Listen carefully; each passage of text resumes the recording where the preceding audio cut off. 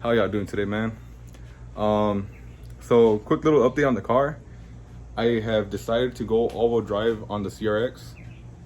Um, got rid of the eBay turbo kit that was on there. It was pushing around 400 horsepower. It was pretty cool, had some fun with it and stuff like that. But, that was just, kind of get the turbo feeling off the K and things going. So I decided to go ahead and get some parts off some couple companies that I've been wanting to do. Or try it out. I went ahead and went with the Speed Factory intercooler and radiator combo.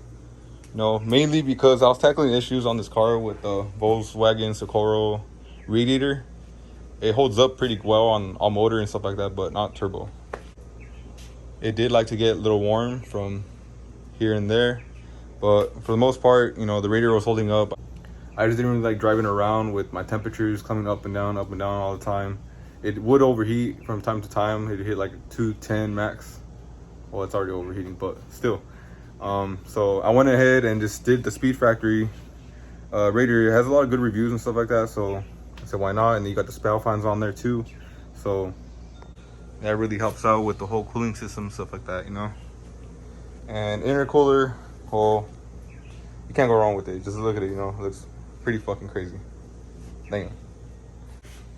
Also, what's needed for the all-wheel drive conversion and stuff like that, I'm currently on the innovative, so I don't get the whole height movement and stuff like that for the K.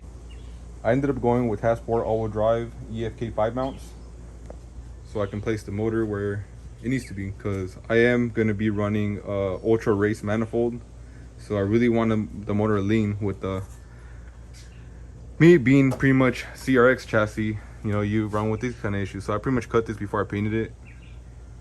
Now that I think about it, fuck, I don't think that's gonna be enough for the ultra race, but damn it. So I went ahead and did the mount change. Well, I mean, I needed them for all-wheel drive reasons, for the transmission mounting. Height mainly came into place when the clearance on the hood doesn't really work with you on these type of chassis. A couple other parts I did go with was a K20 turn down. Overall, with breaking down my car and taking it apart and stuff, the most thing I was most excited about was this box right here. This is a Just TIG K-Series turbo manifold. Main reason I went with this to clear my booster right here, and mainly you gotta delete it and do the block off plate and stuff like that, but I'm not really trying to do all that. I'm trying to set up my brakes. Pretty much pre-opened the box just so I didn't hassle trying to open this thing. And this is my first time checking them out, so let's go ahead and see what this. All right, real quick, when I was taking this thing out of the box, this thing's heavy. That shit for sure is not gonna crack. Man, the weight on this header is fucking unbelievable. This shit feels for sure indestructible. Look at that.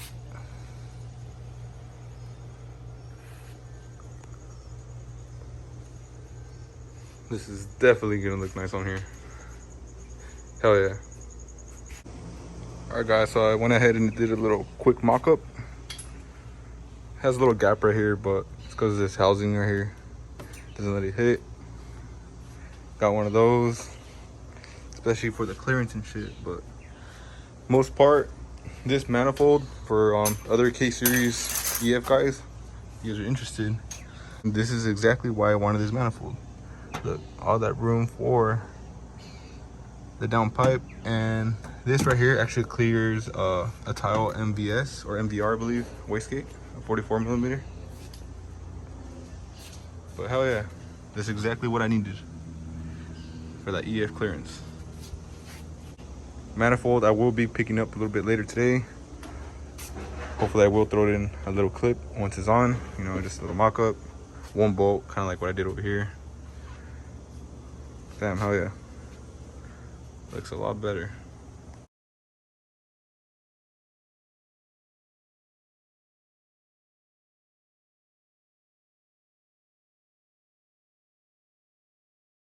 I really wanted to show you guys what I was gonna do with the car, you know, what I had going on for it, other than, you know, just a budget build and stuff like that. The car will be down for a while.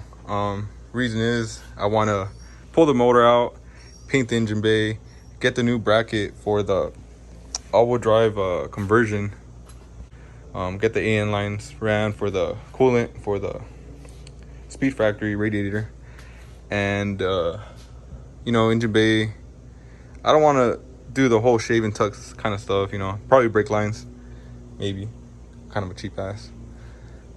So pretty much with the turbo setup and turning up the power, mainly I want to, you know, I want to push it to the floor, you know, do the all-wheel drive, not having to roll up on slicks and stuff like that.